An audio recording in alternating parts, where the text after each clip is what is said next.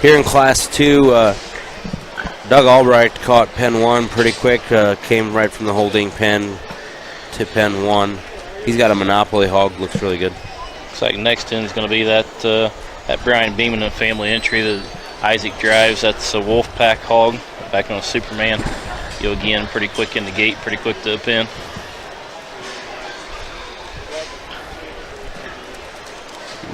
.824 hog. That's the Egger entry.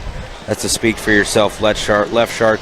I believe that's a product of a Brad Gale purchase from Bryce, as we mentioned too in the Gilt show. Right. And he finds a pin there as well too. Said same old as that Gilt, big legs, good looking.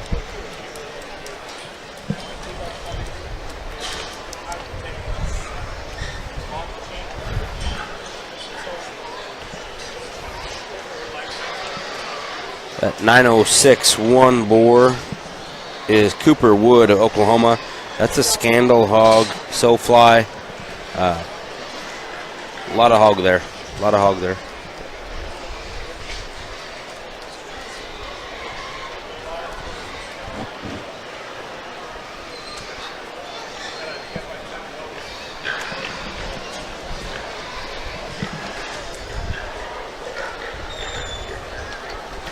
We got Austin Lane back in this class. Austin's driving an Eye for an Eye hog. Eye for an Eye Shock and Awe, born 24th day of December. And Austin's going to catch a pin here. Yeah, it's the second hog he was kind of promoting prior to Expo. Again, that one looks as good as advertised as well.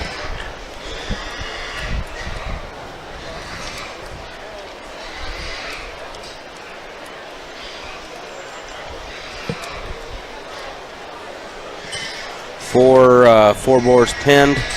Got 7 out here to be evaluated. The one we missed, Kyle Knauf hog, 844-1. Colton Knauf entry. That's a Keep Talking King Kong. Looks like he's got Dad on special assignment showing that one. I think we're still working our way up to walking there. Yep, still a few years till Colton gets a stick on one, but sure enough, we'll probably do lots of it over the years. Won't be long before he puts Dad on the sidelines. Yep.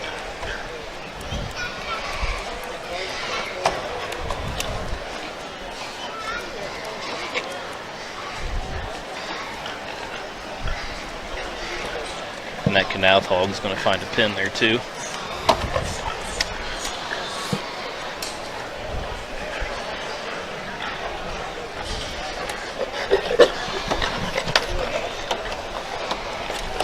Just about had a boar in the broadcast booth. Yeah, you should be careful there, Jason. Yeah. Catch that gate. Yeah. That hog is McLean Music's hog. That's his first boar entry he's brought out to show. That's a Speak for Yourself left shark. Looks like he's going to get his feet wet pretty quick with an honorary one too. Mm-hmm.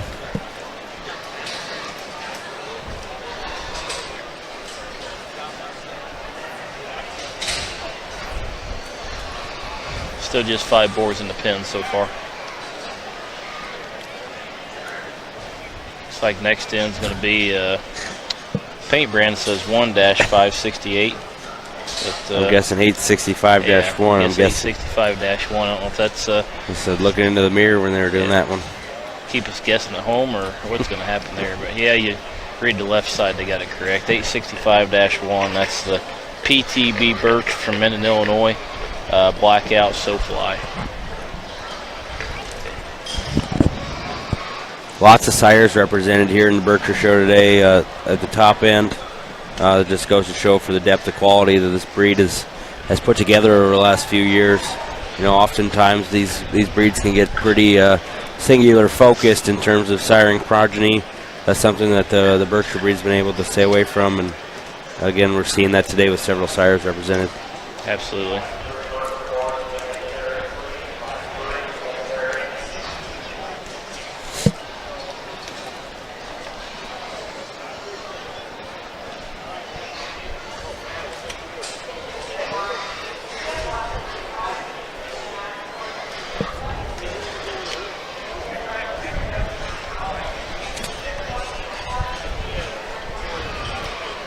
probably going to redrive at least 5 in this class. Doug and Isaac, 1 and 2. Brent and Austin, 3 and 4, and Kyle and 5. So these top 5 are going to be pretty good, Ben.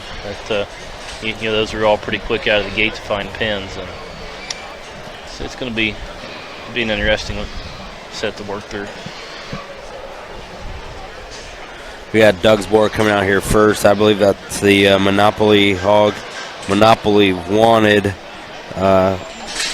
born the 11th day of December. Now would probably be as good a time as any to mention the foundation female that Albright Swine Farms has donated to Team Purebred that will sell in Springfield in a couple weeks. That gilt's also a Monopoly. I know one that Doug sent me several videos of over the course of the summer.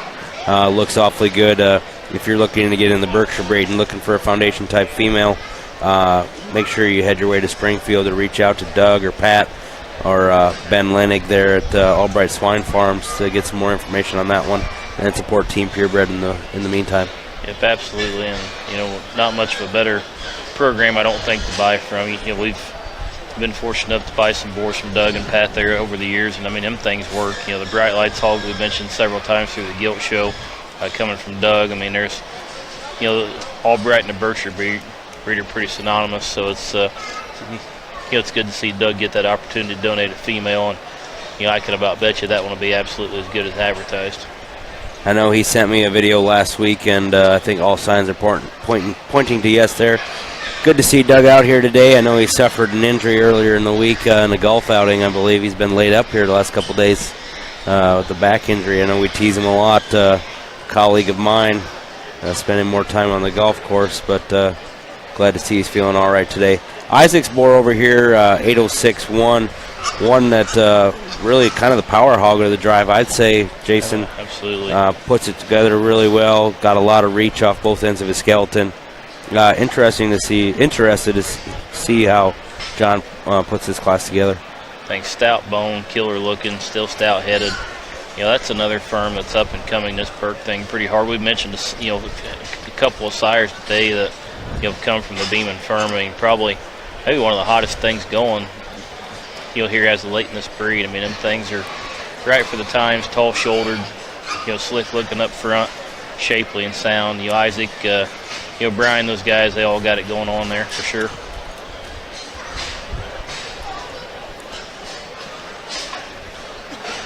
So we have the Egger hog out here, Brent Egger, 824-1, and the other lane entry on the far side of the ring, 848-1 as well. On your screen now, you see Isaac driving the Beeman entry, 806-1. Coming into your screen, there's Doug showing the Albright entry, 801-1. Austin's going to take pen 3 in this class with the lane entry. The Egger hog goes 4. I imagine we'll drive these two here for a little bit here before John makes his decision between the Beeman hog or the Albright hog here to win class 2 of the Berkshire Boars. First 2 out of the gates, first 2 to the pins, last 2 standing.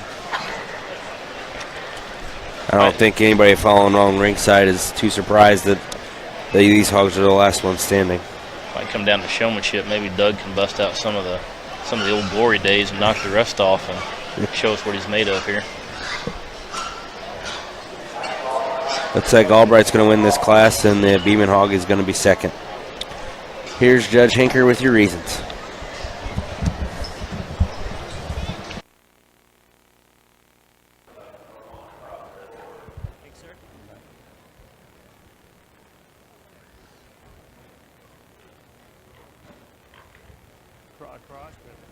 Real challenging class here to work through that have some good pieces. I chose to lead off with Doug's Boar here that I thought in terms of height at the shoulder and the way he came out of his blade, his skull, his immaturity up through that front 3/4 really good. I'd like to change him a little bit in back left wheel. He bows just a little bit, but we've got a few issues in this whole class. One that's tall fronted. He's got enough center rib to him in shape. His maturity is a little later than some in the class. Just a pretty good balanced boar. He's got a long hip in him, good-headed boar. You have to appreciate for a lot of things. The real heavy skeleton boar is the second boar here. Like to change him off the rear too. He's got length of stride. I like to square him to the ground just a bit. Really opened up through that skull. He's got a big forearm. He takes a long stride in him.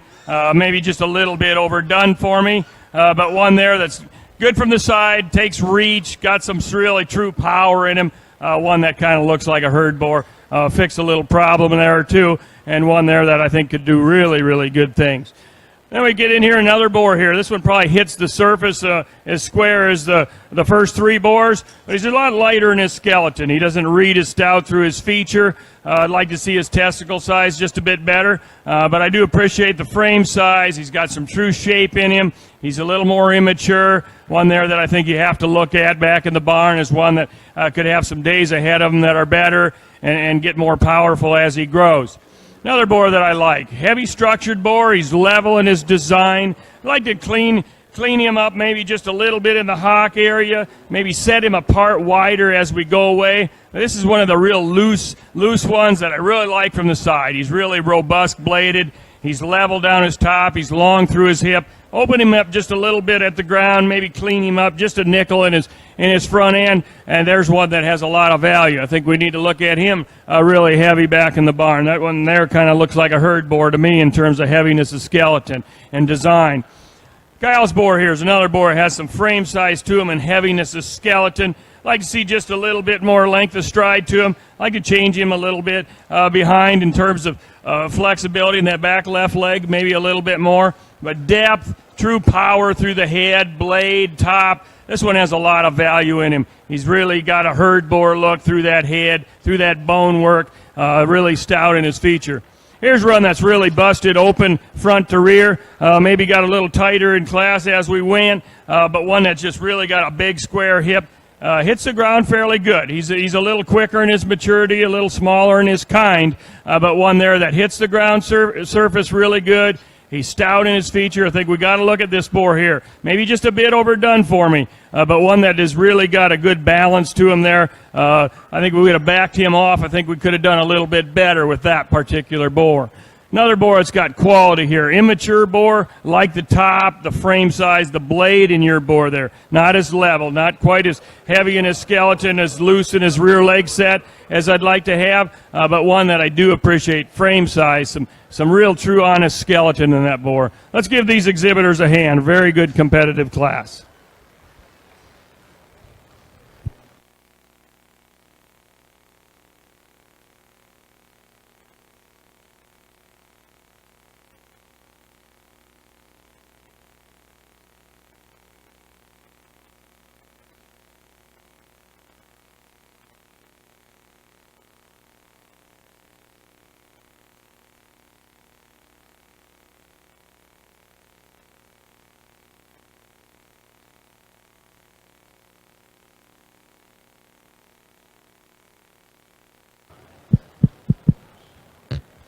Here are the results of Class 2 in our Boar Show.